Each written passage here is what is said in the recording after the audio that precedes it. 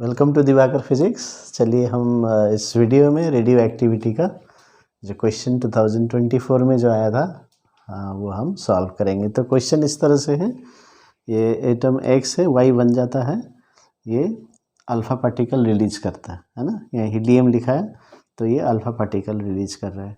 फिर उसके बाद जो ये Y है, Y Z बनता है, वो है बीटा पार्टिकल रिलीज करके। तो एक्चुअली दिया ऐसे है, तो दो इक्वेशन है।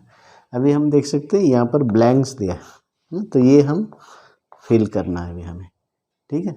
तो अभी हमें ये वैल्यूज दिए हुए हैं, तो अभी हम क्या करते हैं, y का निकाल लेते हैं, फिर y का वैल्यू से फिर x में आ जाते हैं, ठीक है, क्योंकि ये दिया हुआ है। तो ये तरीका है, तो इसलिए हम दो इक्वेशन है, तो दो इक्वेशन सेपरेटली लिख के करते हैं। तो चलिए y क्या कर रहा है, बीटा पार्टिकल दे रहा है और Z बन रहा है 234।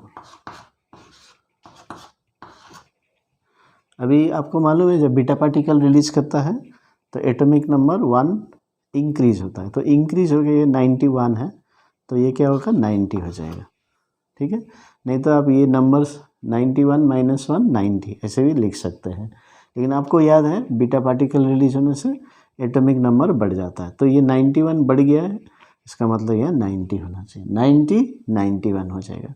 अभी मास नंबर जो है वो सेम रहता है, तो यहाँ 234 है तो यहाँ भी 234 ही रहेगा। तो अभी हमने क्या किया, y का निकाल लिया, ठीक है। अभी x और y का हम रिलेट करते हैं। चलिए x ये ब्लैंक्स है और ये y ये अल्फ़ा पार्टिकल रिलीज हुआ।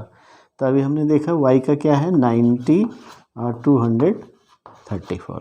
अभी अल्फ़ा पार्टिकल रिलीज होता है तो एटॉमिक नंबर 2 कम हो जाता है ना, 2 कम हो जाता है, तो इसलिए यहाँ 90 है तो यहाँ 92 हो गया, ठीक है। यहाँ 92 से 2 माइनस करेंगे तो 90 आता है।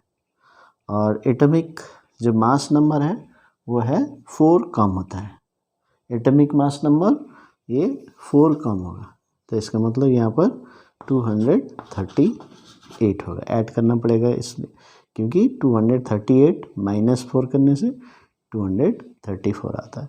तो इसका मतलब ये देखिए ब्लैंक हो गया, हमने फिल कर लिया 92 238, तो ये हो गया आंसर आपका, ठीक है।